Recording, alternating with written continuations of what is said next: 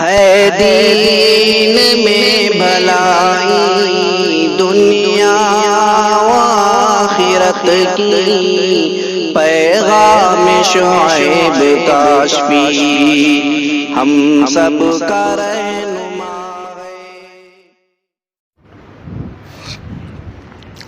الحمد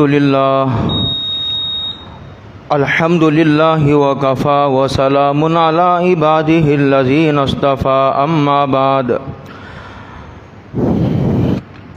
اعوذ باللہ من الشیطان الرجیم، بسم اللہ الرحمن الرحیم۔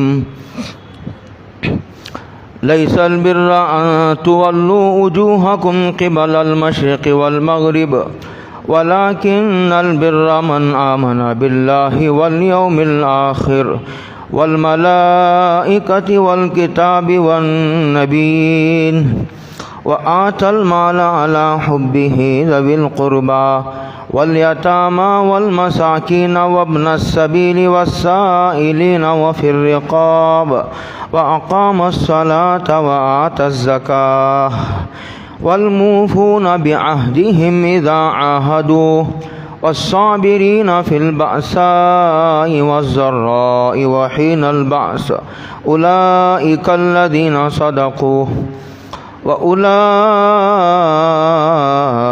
هم المتقون، صدق الله مولانا العظيم۔ قابل قدر بزرگوں، دوستوں، بھائیوں، السلام علیکم ورحمۃ اللہ وبرکاتہ۔ اس وقت سورہ بقرہ کی ایک آیت کریمہ تلاوت کرنے کی اللہ رب العزت والجلال نے توفیق عطا فرمائی ہے۔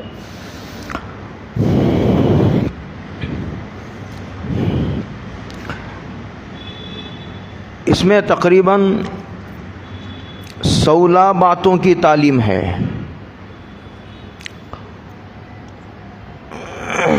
حضرت رسول اللہ صلی اللہ علیہ وسلم نے ارشاد فرمایا، من عمل بہذہ الآیہ فقد استکمل الایمان، یعنی یہ قرآن کریم کی اتنی جامع اور اتنی اہم ترین آیت کریمہ ہے کہ حضور نے فرمایا جس نے اس آیت پر عمل کیا اس نے اپنے ایمان کو مکمل کر لیا۔ اس لیے کہ اس آیت میں عقائد کا ذکر بھی ہے، اس میں اعمال کا ذکر بھی ہے، اور اس میں اخلاق کا ذکر بھی ہے۔ اس طرح معاشرت کا ذکر بھی ہے۔ گویا ایک عنوان ہے، اسی کو قرآن کریم نے آگے بہت دور تک پھیلایا ہے۔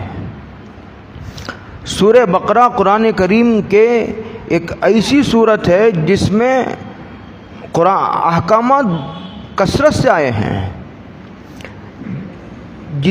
دیگر سورتوں میں اتنے احکامات نہیں آئے جتنے سورہ بقرہ میں آئے ہیں۔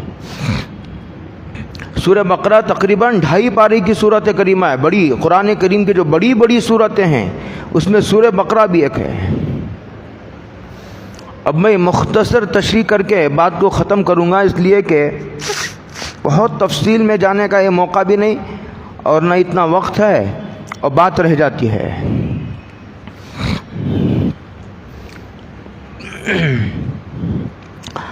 اللہ یوں ارشاد فرماتے ہیں، لیس البر ان تولوا وجوہکم قبل المشرق والمغرب۔ یہ خطاب اہل کتاب سے ہے۔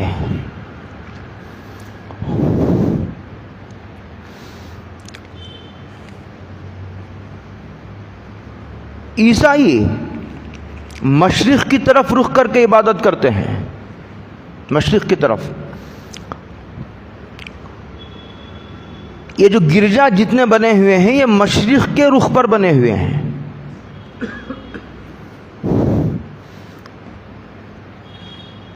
گویا سمت، دیکھو اسلام میں کوئی سمت نہیں ہے، اسلام میں کسی سمت کی پوجا نہیں ہوتی۔ کعبہ ہے، کعبے کی طرف رخ کیا جاتا ہے، کعبے کی پوجا نہیں ہوتی.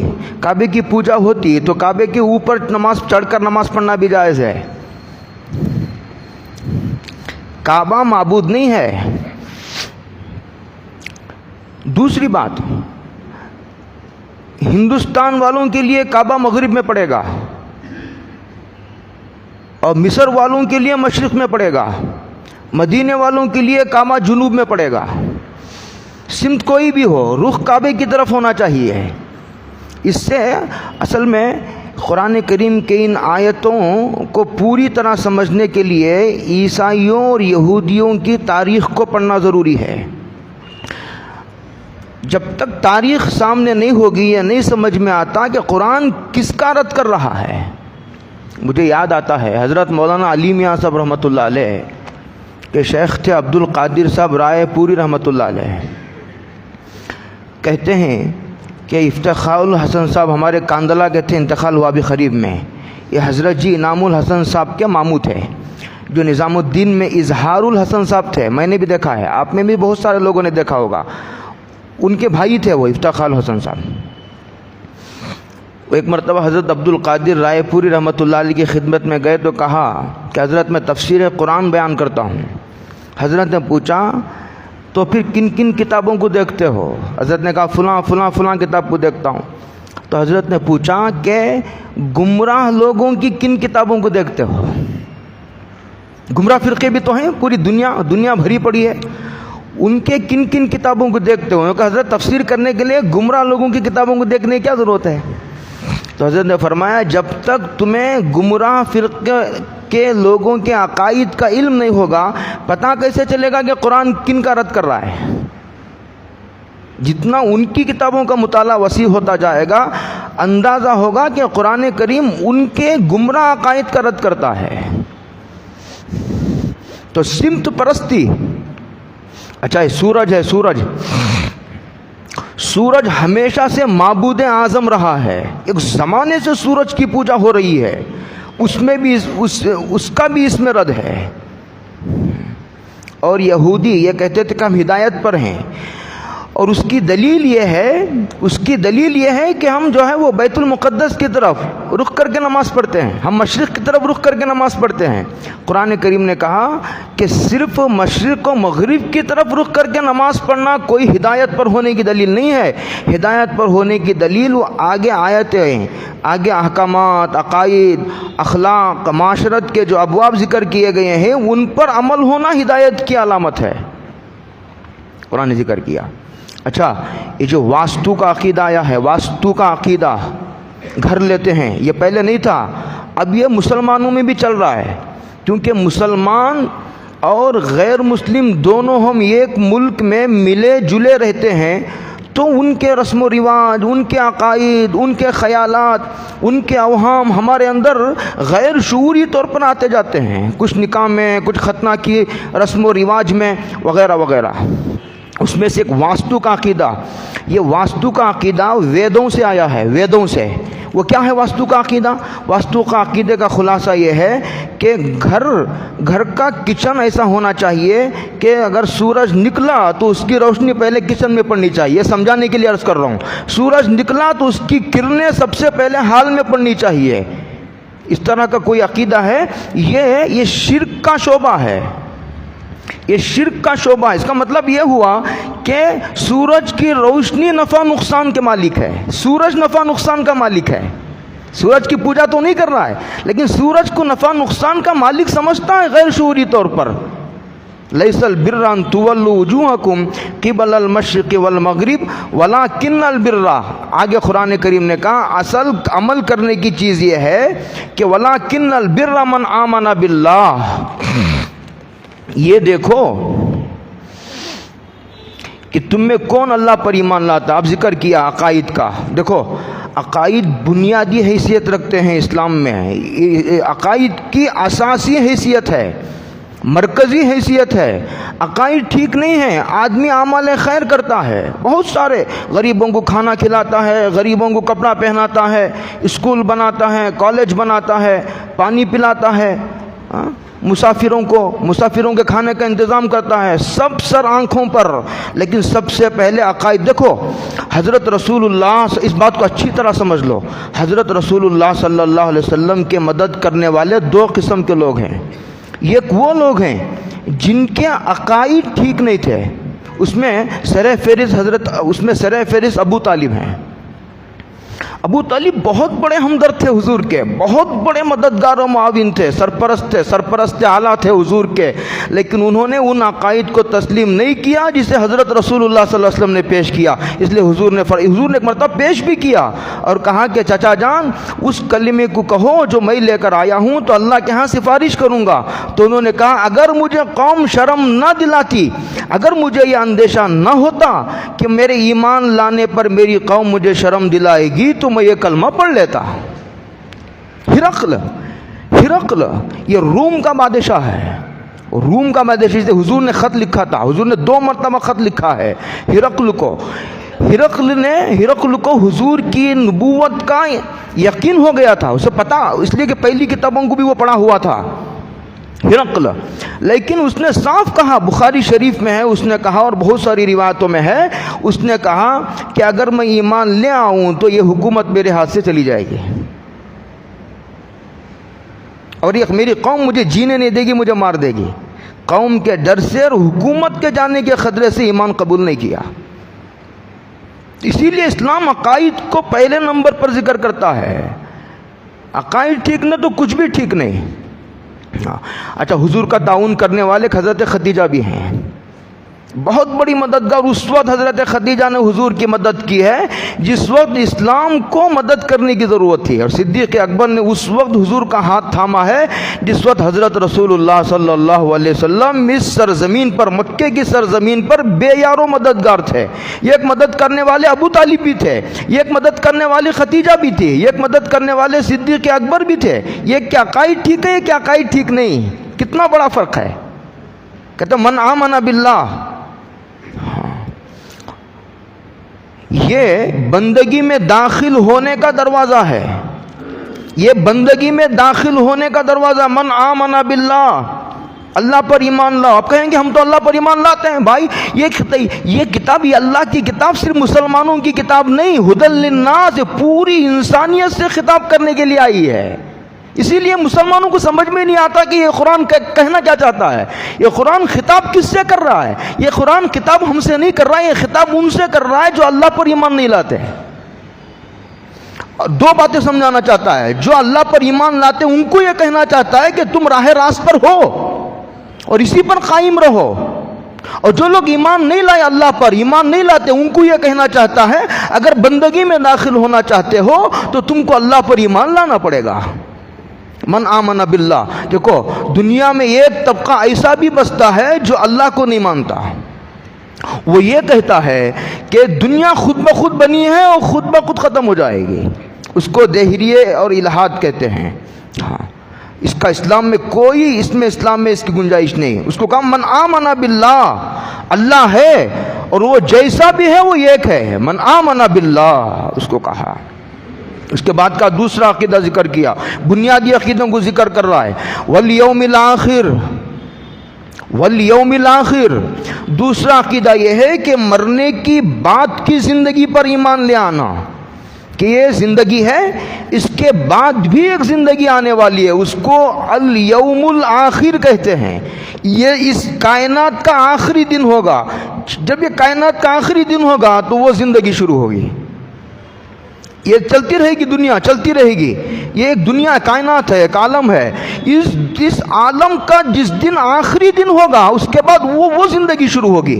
کہتے ہیں اس آخرت پر، اس عالم آخرت پر ایمان لانا یہ اسلام کے بنیادی عقیدوں میں سے ہے. آپ کہیں گے ہم تو مرنے کی بعد والی زندگی کو مانتے ہیں. تم مانتے ہو، کافر نہیں مانتے. اس کو قرآن کریم ایک جگہ کہتا ہے اِذَا مِتْنَا وَكُنَّا تُرَابًا وَعِظَامًا أَإِنَّا لَمَبْعُوثُونَ. وہ یوں کہتے تھے کہ ہم مر جائیں گے اور مٹی ہو جائیں گے، ہماری ہڈیاں بوسیدہ ہو جائیں گی، ہم ریزہ ہو جائیں گے، مٹی میں مل جائیں گے، تو کیا اللہ دوبارہ ہمیں اٹھا کر کھڑا کریں گے؟ یہ پوچھتے تھے. قل ان الاولین والآخرین لمجموعون الی میقات یوم معلوم. اللہ نے کہا ہاں کائنات کے ہر فرد کو ہم قبروں سے اٹھا کر یہ ایک جگہ جمع کریں گے، حساب کتاب ہوگا، ترازو رکھی جائے گی، جہنم و جنت کا فیصلہ ہوگا، جنت و جہنم کے بیچ میں پل صراط کا راستہ بچھایا جائے گا. یہ ساری تفصیلات ہیں. ہاں والیوم الآخر، مرنے کی بعد والی زندگی کا عقیدہ یہ اسلام کا بنیادی عقیدہ ہے، یہ بیسک عقیدہ ہے. اسے مانے بغیر کوئی انسان مسلمان نہیں ہو سکتا. ہاں یہ انقلابی عقیدہ ہے. مرنے کی بعد کی زندگی کو اگر آدمی نہ مانے تو اسے نیکی کرنے کی کیا ضرورت ہے، اسے گناہوں سے بچنے کی کیا ضرورت ہے. اس لیے کہ آدمی نیکی اس وقت کرے گا، گناہوں سے اس وقت بچے گا جب اسے یہ اندیشہ لگا رہے گا، اسے یہ امید ہوگی کہ بھئی مرنے کے بعد والی ایک زندگی آئے گی، یہاں آنکھ بند ہونے کے بعد ایک دنیا شروع ہوگی، وہاں حساب کتاب ہوگا، اچھے اعمال کا اچھا بدلہ ملے گا، برے اعمال کا برا بدلہ ملے گا. تبھی تو آدمی گناہوں سے بچے گا، تبھی تو آدمی برائیوں سے بچے گا، تبھی آدمی ہر چھوٹی بڑی نیکی کرے گا. والیوم الآخر، یہ دوسرا عقیدہ ہے، یہ بنیادی عقیدہ ہے. تیسرا کہتے ہیں والملائکہ، یہ ملائکہ نورانی مخلوق ہیں، نہ مرد ہیں نہ عورت ہیں، نہ مرد ہیں نہ عورت ہیں، اور یہ خادم ہیں. بہت غور سے سنیے میرے ان جملوں کو، یہ خادم ہیں، یہ مخلوق ہیں. میں یہ اس لیے عرض کر رہا ہوں کہ یہ بعض قومیں ملائکہ کو چھوٹے چھوٹے خدا مانتے ہیں. وہ کہتے ہیں کہ یہ خدا تو نہیں ہے لیکن اللہ نے ان کو چھوٹی خدائی دے رکھی ہے. بارش کا خدا الگ، بارش کا خدا الگ، یہ ہوا کا خدا الگ، پیسوں کا خدا الگ. یہ ملائکہ کو کہتے ہیں، یہ ملائکہ کو اللہ نے چھوٹی چھوٹی خدائی دے رکھی ہے. قرآن نے اس کا رد کیا ہے. یہ ملائکہ مخلوق ہیں، اللہ نے پیدا کیا ہے. مخلوق خدا کیسے ہو جائے گی؟ یہ تمہاری خادم ہیں، یہ مخدوم بھی نہیں تو معبود کیسے ہوں گے؟ ملائکہ کی ایک زمانے سے پوجا ہوتی تھی، ملائکہ کی بھی پوجا ہوتی تھی. جس طرح سورج کی پوجا ہوتی تھی، جس طرح چاند کی پوجا ہوتی تھی، اس طرح ملائکہ کی بھی پوجا ہوتی تھی. چونکہ ہمارے ہاں پوجا نہیں ہوتی اس لیے ہمیں سمجھ میں نہیں آتا. یہ تمام دنیا کے گمراہ فرقوں قرآن رد کرتا ہے، صرف مسلمانوں کی گمراہیوں کا رد نہیں کرتا قرآن. والملائکہ، کہتے ملائکہ مخلوق ہیں، ملائکہ تو تمہاری خدمت گزار ہیں، خادم ہیں. ہاں اس کے بعد کہا والکتاب، کتاب پر ایمان لانا، الکتاب پر یعنی تمام کتابوں پر ایمان لے آنا. حضرت آدم سے لے کر میرے اور آپ کے آقا حضرت محمد الرسول اللہ صلی اللہ علیہ وسلم تک جتنی کتابیں آئی ہوں، چھوٹی آئی ہوں، بڑی آئی ہوں، کسی بھی علاقے میں نازل ہوئی ہوں، کسی بھی نبی پر نازل ہوئی ہوں، دیکھو تمام کتابوں کی تفصیلات موجود نہیں. چند مشہور بڑی کتابیں تو معلوم ہے، یہ توریت ہے، انجیل ہے، زبور ہے، قرآن مجید ہے، یہ بڑی بڑی کتابیں ہیں. اور کچھ صحیفوں کا ذکر ہے. صحیفہ چھوٹی کتاب کو کہتے ہیں. حضرت ابراہیم علیہ السلام کے صحیفوں کا ذکر ہے، حضرت موسیٰ کے صحیفوں کا ذکر ہے، بعض روایتوں میں حضرت شیش پر نازل ہونے والے صحیفوں کا ذکر ہے. جو بھی چھوٹی بڑی کتاب نازل ہوئی ہو اور کسی بھی زمانے میں نازل ہوئی ہو، کسی بھی نبی پر نازل ہوئی، ہم تمام کتابوں پر ایمان لاتے ہیں. یہ اس لیے کہا جا رہا ہے کہ یہودی عیسائیوں کو نہیں مانتے، انجیل کو نہیں مانتے، اور عیسائی یہودیوں کو نہیں مانتے، توریت کو نہیں مانتے، اور مسلمان سب کو مانتے ہیں. حضرت رسول اللہ صلی اللہ علیہ وسلم نے فرمایا کہ تم میں کا کوئی بھی آدمی جب تک حضرت موسیٰ پر ایمان نہیں لائے گا، میرے اوپر ایمان لانا اسے نجات نہیں دے سکتا.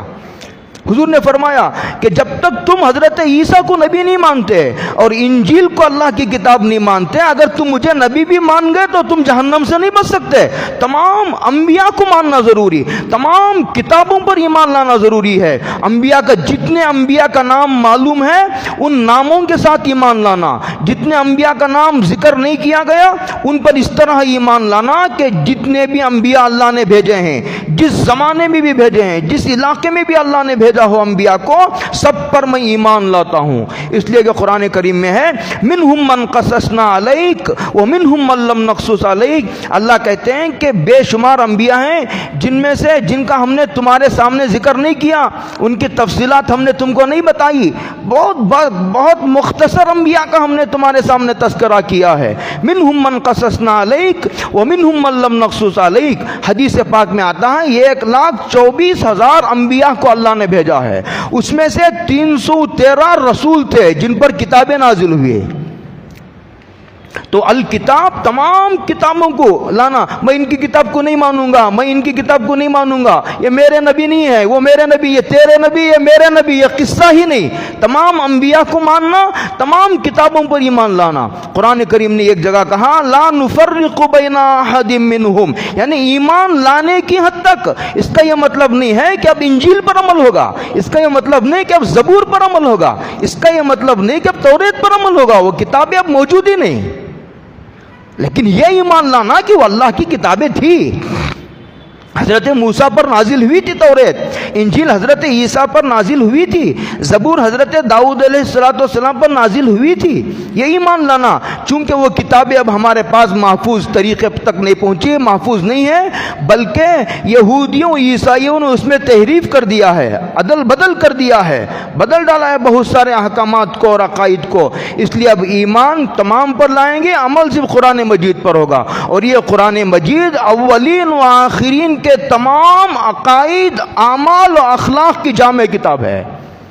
پہلے جتنے بھی انبیاء آئے ان تمام کی تعلیمات کا خلاصہ قرآن مجید میں موجود ہے. اب قرآن مجید پر عمل کرنا ایسا ہے جیسے تمام انبیاء کی تعلیمات پر عمل کرنا ہے. اب کسی نبی کی کتاب کو تلاش کرنے کی ضرورت نہیں. الکتاب، ہاں بعض اس کتاب کو بھی نہیں مانتے، اللہ کی کتاب کو کہتے ہیں کہ یہ کتاب جو ہے یہ اللہ کی وہ کتاب نہیں ہے جو حضور پر نازل ہوئی تھی. یہ 40 پارے تھے، 10 پارے نے ابو بکر کی بکری نے 10 پارے کھا لیے. یہ مکمل قرآن مجید نہیں ہے. ان تمام لوگوں کا اس میں رد ہے. الکتاب. اس کے بعد قرآن کریم کہتا ہے والنبیین، انبیاء پر ایمان لے آنا. انبیاء خدا کا اوتار نہیں ہوتے کہ خدا نے انسانی شکل اختیار کر لی ہے. خدا آسمان سے انبیاء کی شکل اختیار کر کے دنیا میں آ گیا ہے، ایسا نہیں. خدا ہے، انبیاء ہیں. انبیاء مخلوق ہیں، خدا نہیں ہیں.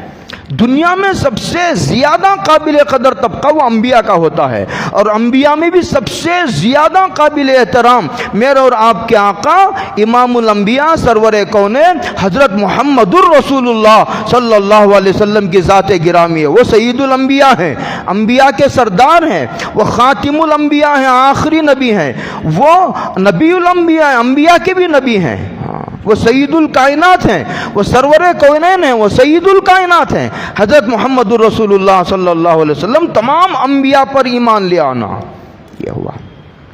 ابھی عقائد کا باب ہوا. عقائد کو قرآن کریم بڑی اہمیت دیتا ہے. دیکھو ہمیشہ میں ایک بات کہا کرتا ہوں، اسے تسلی سے سمجھ لیجئے. یہ بنیادی بات میں نے کہی ہے کہ حضور کی مدد کرنے والے 2 قسم کے لوگ تھے. ایک وہ تھے جو حضور پر ایمان لا چکے اور حضور کی مدد کرتے رہے، جیسے حضرت خدیجہ صدیق اکبر ہیں، اور ابو طالب نے حضور کی مدد کی، لیکن وہ انہوں نے حضور کی شریعت کو اور عقائد کو تسلیم نہیں کیا. تو فرمایا مدد کرنے کے باوجود ابو طالب جہنم میں جائیں گے. عقائد اتنی اہمیت کے حامل ہیں، اور عقیدے کی کمزوری معاف نہیں.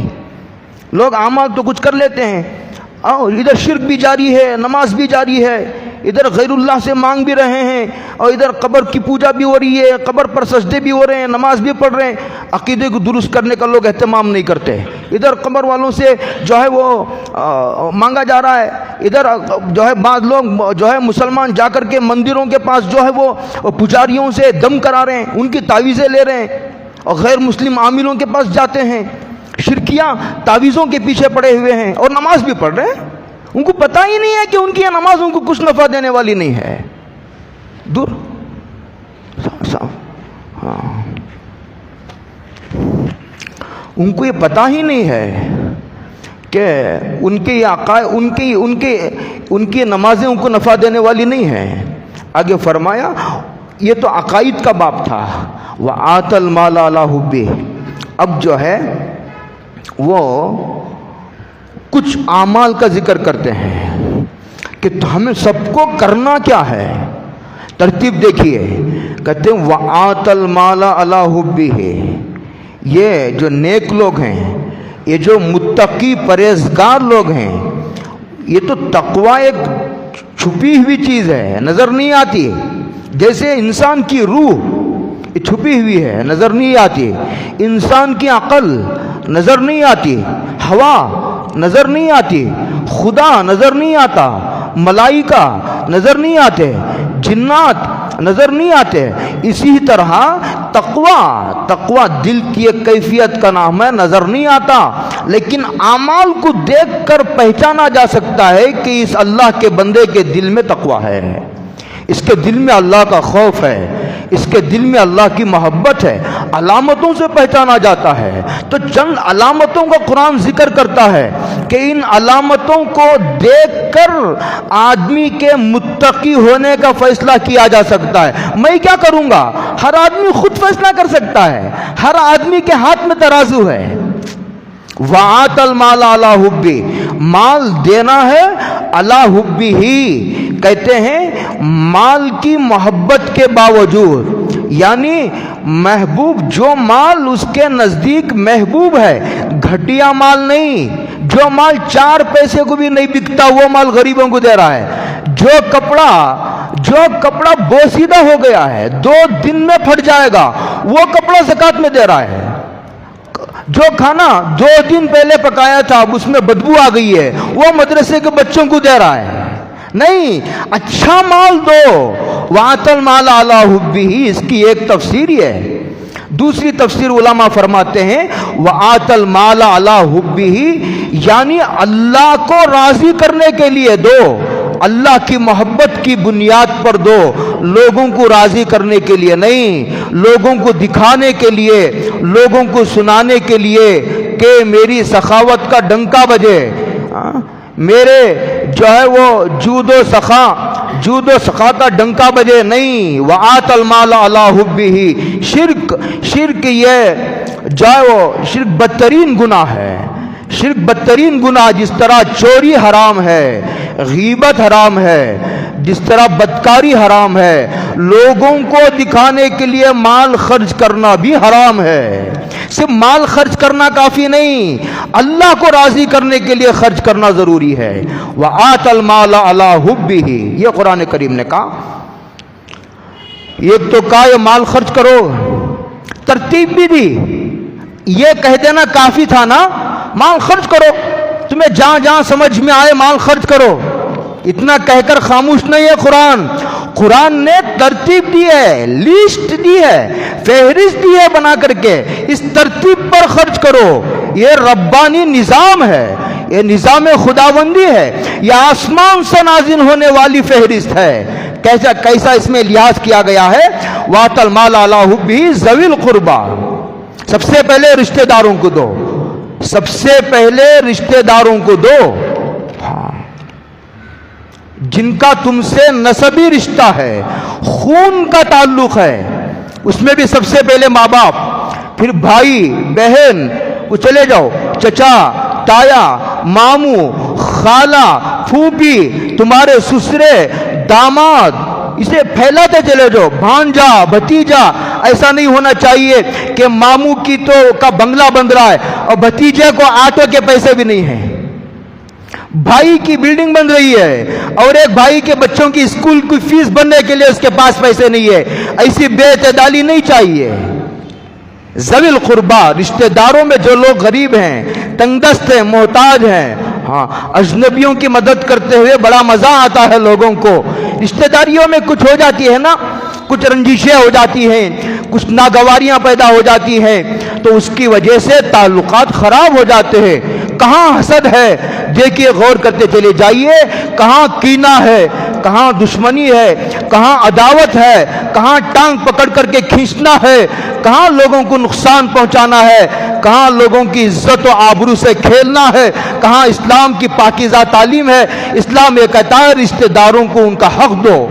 ان کے جو غریب لوگ ہیں، رشتہ داروں میں جو تنگ دست ہیں، جن کو مال کی ضرورت ہے، پیسے کی ضرورت ہے، دو. جس کی ضرورت ہے دو. بخاری شریف کی روایتوں میں ایک لفظ آتا ہے، حضرت محمد الرسول اللہ صلی اللہ علیہ وسلم کی ذات گرامی کے اوصاف ذکر کرتے ہوئے محدثین ایک لفظ ذکر کرتے ہیں، کانا اجود. حضور انسانوں میں سب سے زیادہ سخاوت کے مالک تھے، سب سے زیادہ سخی تھے، سب سے بڑے داتا تھے حضور، یہ قرآن کہتا ہے۔ اصل میں چونکہ عربی زبان یہ ہماری زبان نہیں ہے، اس کی گہرائی میں نہیں جاتے ہم۔ قرآن علماء نے اس کی تشریح کی ہے، شارحین نے، اللہ کروڑوں برکتیں کرے شارحین کے قبروں پر۔ انہوں نے کہا جود، جیم وو دال، جود کا ترجمہ ہے ما ینبغی لمن ینبغی للہ، تین باتیں پائی جائے، یہ جو خرچ کیا جائے اللہ کو راضی کرنے کے لیے خرچ کیا جائے، یہ اس میں وہ بات پائی جائے۔ دوسری بات یہ پائی جائے کہ کس کی ضرورت ہے، ایک آدمی کو کپڑے کی ضرورت ہے، کھانا بھر رہا ہے منہ میں، اسے کھانے کی ضرورت نہیں ہے، اسے کپڑے کی ضرورت ہے۔ ایک آدمی کو کھانے کی ضرورت ہے، راشن کی، لوگ لا کر کپڑا دے رہے ہیں۔ ایک آدمی کو نہ کپڑے کی ضرورت ہے اور نہ اسے کھانے کی ضرورت ہے، اسے بچوں کی فیس باندھنے کے لیے پیسوں کی ضرورت ہے۔ لوگ لا لا کے کپڑے دے رہے اور کھانے پہ کھانا کھلا رہے ہیں۔ کھانا کھلانا عظیم ترین عبادت ہے۔ بخاری شریف کی روایت میں کھانا کھلانا منع نہیں، کھانا کھلانا کوئی ایسی ویسی بات نہیں، کھانا کھلانا ایمان کی علامتوں کی میں سے بڑی علامت ہے۔ میں اس کا رد نہیں کر رہا، میں یہ کہہ رہا ہوں صرف کھانا کھلانا ہی نیکی نہیں ہے۔ حضور فرماتے ہیں شارحین کہ جس کو جس کی ضرورت ہے اس کو وہ چیز دی جائے، اور اس کو دی جائے جو آدمی مستحق ہو، غیر مستحق تک پیسہ پہنچا دیا نہیں، جو مستحق ہے مستحق کی تلاش کرو۔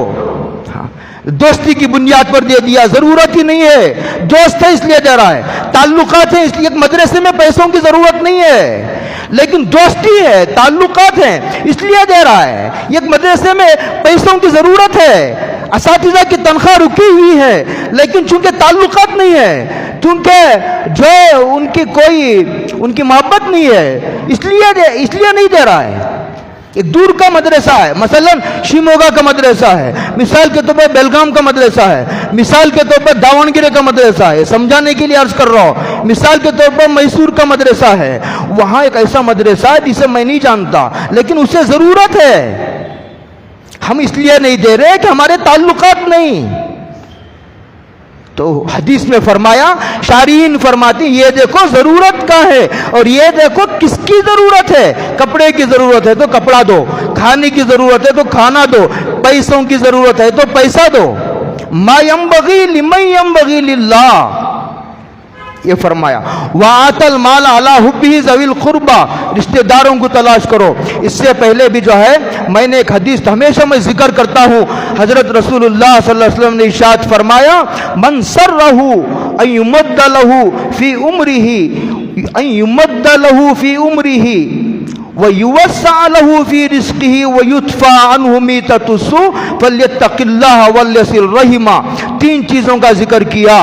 جو آدمی یہ چاہتا ہے، جس آدمی کو اس بات سے خوشی ہے کہ اس کی عمر بڑھا دی جائے، اس کی عمر میں برکت ہو جائے اور اس پر روزی کے دہانے کھول دیے جائیں، اس پر روزی کے دہانے کھول دیے جائے اور اسے بری موت سے بچا لیا جائے، یعنی کفر کی موت سے بچا لیا جائے، نفاق کی موت سے بچا لیا جائے، ڈوب کر مرنے سے بچا لیا جائے، جل کر مرنے سے بچا لیا جائے، حادثے کی ایکسیڈنٹ کی موت سے بچا لیا جائے، عمارت سے گر کر بچنے سے بچا لیا جائے۔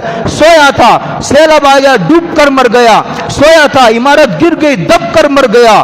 ان تمام موت سے جو چھٹکارا چاہتا ہے اسے دو باتیں کرنی پڑیں گی، ایک اللہ سے ڈر کر زندگی گزارو اور دوسرا اپنے رشتہ داروں کے ساتھ اس نے سلوک کرو، اپنے رشتہ داروں کو سینے سے لگاؤ۔ ہاں، جس کے تعلقات خراب ہے، دیکھو عزت کرنے والوں کی ساری دنیا عزت کرتی ہے، عزت کرنے والوں کی ساری دنیا عزت کرتی ہے۔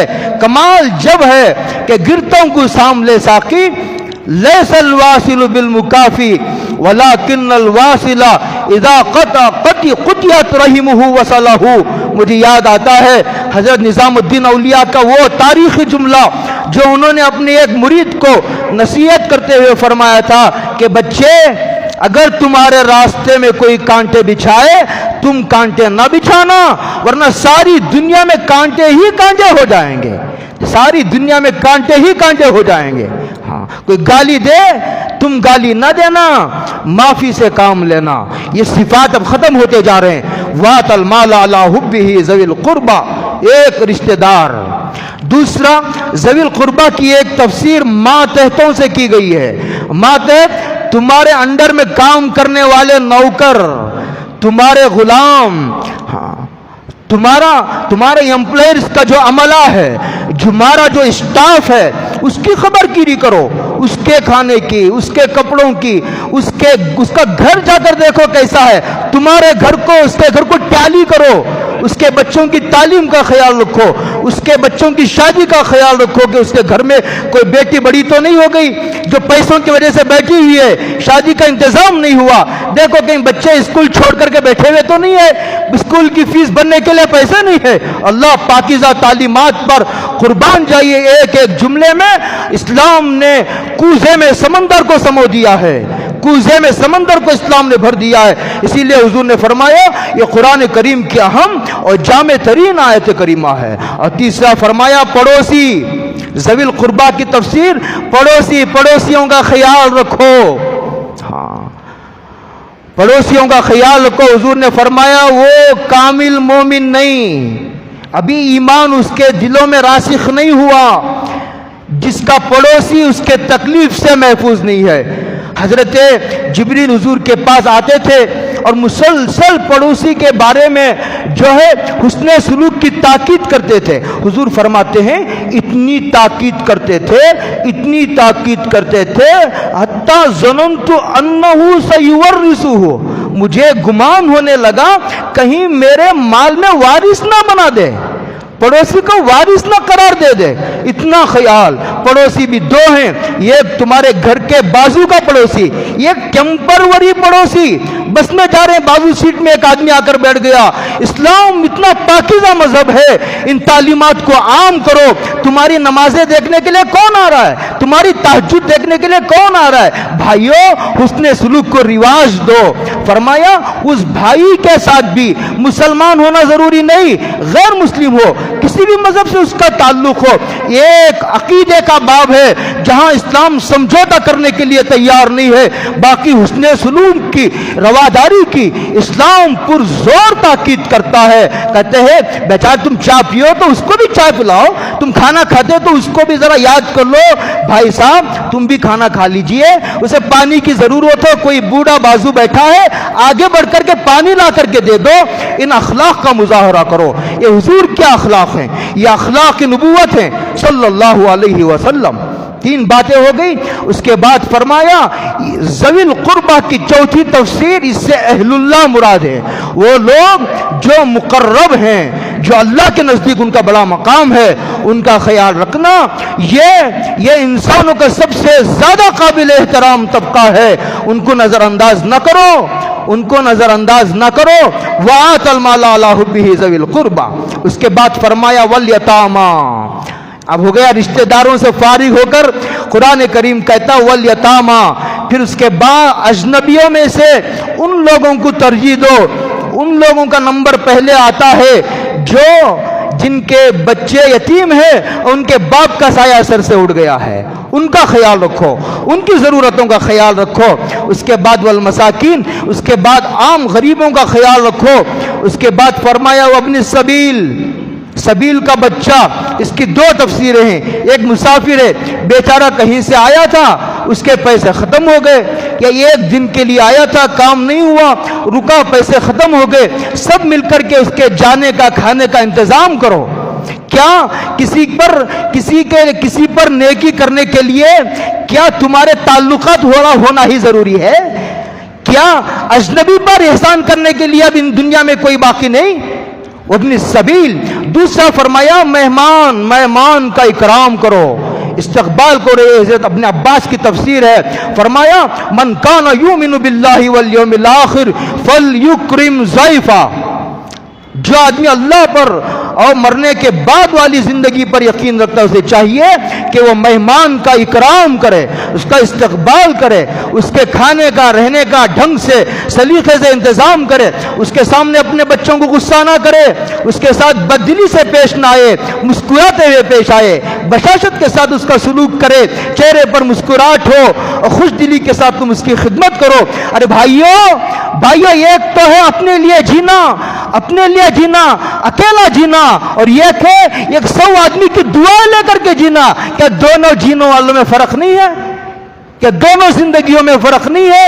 اکیلے جینے کے بجائے اسلام کا یہ ماننا ہے 100 آدمی کی دعائیں لے کر کے جیو، یتیم لوگوں کی دعائیں لے کر کے جیو، غریب لوگوں کی دعاؤں میں بھی تمہارا حصہ ہونا چاہیے، اللہ کے نیک بندوں کی دعاؤں میں تمہارا حصہ ہونا چاہیے۔ دعا کراتے ہو، دعا کرانے کی ضرورت نہیں ہے، دعائیں لینے کی ضرورت ہے۔ لوگ کہتے ہیں دعا کرو، کہاں سے دعا نکلے گی؟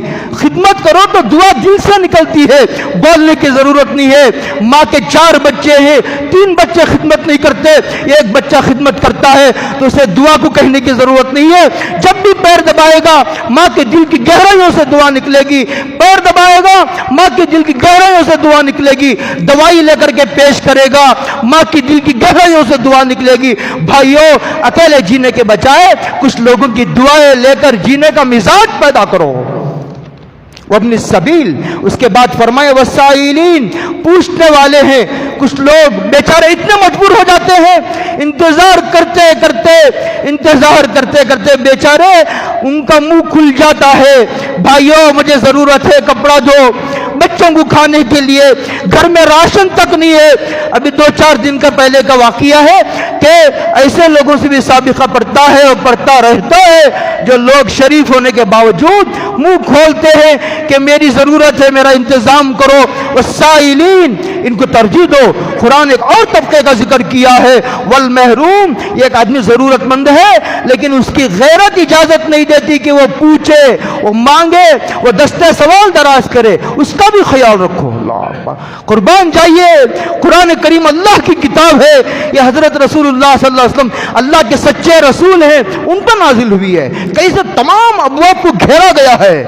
والسائلین وفی الرقاب، ایک اور طبقے کا قرآن نے ذکر کیا ہے، اس طبقے کو تمام نیک لوگوں نے نظر انداز کیا ہے، اس طبقے کو تمام نیک لوگوں نے نظر انداز کیا ہے۔ وہ کیا ہے؟ وفی الرقاب، اس کی 2 تفسیریں، ایک تفسیر یہ ہے جو جیلوں میں پڑے ہوئے قیدی ہیں نا، ہم کھا رہے ہیں، ہم بیوی کے ساتھ سو رہے ہیں، میرے سامنے میرے بچے ہیں، میں ان کی خوشی اور غم میں شریک ہوں، لیکن کئی سارے ایسے ماں کے بچے ہیں جو نوجوان ہیں، اور کئی ایسے شوہر ہیں ان کی بیویاں 10-10 سالوں سے 20-20 سالوں سے تڑپ رہی ہیں، بے قصور نوجوان جیلوں کے پیچھے سلاخوں کے پیچھے پڑے ہوئے ہیں، ان کو پوچھنے والا کوئی نہیں ہے۔ سلام ہو جمعیت علماء ہند کی خدمات پر، اس بیڑے کو 100 سال سے وہ میدان میں کام کر رہی، اللہ ان کی مقبولیت میں اضافہ فرمائے۔ جہاں ایسا واقعہ آتا ہے جمعیت کھڑی ہو جاتی ہے، اپنی نہ عزت کی پرواہ کرتی ہے نہ اپنی جان کی پرواہ کرتی ہے۔ ایک عملہ ہزاروں لاکھوں کی تعداد میں اس خدمت کو اپنے سینے سے لگائے ہوئے ہیں۔ دوسرا طبقہ قرآن ہے جس کا ذکر کرتا ہے، اور پھر رقاب کی تفسیر، غالباً یہ تفسیر بھی حضرت ابن عباس سیدنا تفسیر کے امام سردار حضرت ابن عباس فرماتے ہیں، اور پھر رقاب سے مراد قرض دار ہیں، قرض لے لیا تھا کسی وجہ سے، کوئی آفت آ گئی تھی، قرض میں پھنس گیا، کنگال ہو گئے، اس کا دیوالیہ اٹھ گیا، بیچارے کو ضرورت ہے۔ تمام نیک لوگ، مالدار، سرمایہ دار اس کو، اس طبقے کو نظر انداز کر رہے ہیں۔ کوئی مت نہیں ہے قرض داروں کے قرض کی ادائیگی کا ہمارے پاس۔ اب اس طبقے کی طرف توجہ دینے کی بھی ضرورت ہے۔ بات میری ختم ہو گئی۔ اور فی الغرام اور فی الرقاب، قیدیوں، قرض داروں کے، والموفون بعہدہم اذا عاہدوا، کہتے وعدے کو پورا کرو، اور اگر تنگدستی آئے اور اگر کوئی مصیبت آئے، جسمانی پریشانی آئے، بیمار ہو جاؤ، شکایت نہ کرو، اللہ کی مدد مانگو، صبر سے کام لو، شکایت نہ کرو اللہ کے فیصلوں پر، اپنے اوپر ملامت کرو، اپنے اعمال کو درست کرنے کی کوشش کرو۔ اگر نیک ہو اللہ کا امتحان سمجھو، اور جو نیک ہوتا ہے وہ اپنے آپ کو نیک سمجھتا بھی نہیں، وہ تو استغفار کرتا ہے. میں آپ کو ایک قصہ سناتا ہوں. حضرت موسیٰ علیہ السلام جب سے ہم نے اپنے آپ کو نیک سمجھ لیا ہے, انسانیت کی حقارت ہمارے دلوں میں گھر کرتے جا رہی ہے. حضرت موسیٰ علیہ السلام نے چاری قوم کو جمع کیا اور کہا کہ تم جا کر کے اپنی قوم کے سب سے بہترین آدمی کو پکڑ کر لاؤ. جا کر کے ایک آدمی کو پکڑ کر لائے. تو حضرت موسیٰ نے کہا تم جاؤ. اس آدمی کو جس کو پکڑ کر لائے تھے اس کو کہا تم جا کر اب تمہاری قوم کا سب سے بدترین آدمی کو پکڑ کر لاؤ. وہ گیا, 1 مہینے تک گھومتا رہا. 1 مہینے کے بعد واپس آ کر کے کہا حضرت بہت گھوم چکا لیکن آپ کے حکم کی تعمیل نہیں کر سکا, ناکام رہا. بہت تلاش کیا, میرے سے برا کوئی آدمی نہیں ملا. حضرت موسیٰ نے کہا تیرے نیک ہونے کی یہی دلیل ہے. فی الباساء والضراء وحین الباس اولئک. اس کے بعد کا جب جنگ کا میدان ہو, یہ موضوع بہت نازک ہے, یہ عوام کا مجمع ہے, مجھے بولنے کی اجازت نہیں ہے. جہاد کی فرضیت پر دلیل دینے کی ضرورت نہیں ہے, یہ ایک فطرت کا تقاضا ہے. یہ فطرت کا تقاضا. کوئی آدمی جب سورج نکلا ہو پوچھتا ہے کہ سورج کے نکلنے کی دلیل کیا ہے. کیا دلیل دیں جب سورج نکلا دیکھ لو سورج ہے. کیا کوئی جہاد کی ضرورت پر کلام کر سکتا ہے؟ جہاد فرض ہے. جس طرح نماز فرض ہے اسی طرح قیامت کی صبح تک جہاد بھی فرض ہے. جو جہاد کی فرضیت کا منکر ہے وہ کافر ہے. اس کی ضرورت کا سوال کرنا نادانی ہے. اب اس کی ضرورت سمجھانے کی ضرورت نہیں ہے. یہ فطرت کا تقاضا ہے, یہ فطرت کی آواز ہے. فرمایا وحین الباس اولئک الذین صدقوا واولئک هم المتقون. اسلام نے کسوٹی دیا ہے تقوی کی. اسے ہر آدمی اس ترازو پر اپنے آپ کو کس کر دیکھ لے کہ میں ان صفات میں کہاں تک پورا اترتا ہوں. اللہ عمل کی توفیق عطا فرمائے. وآخر دعوانا الحمدللہ رب العالمین.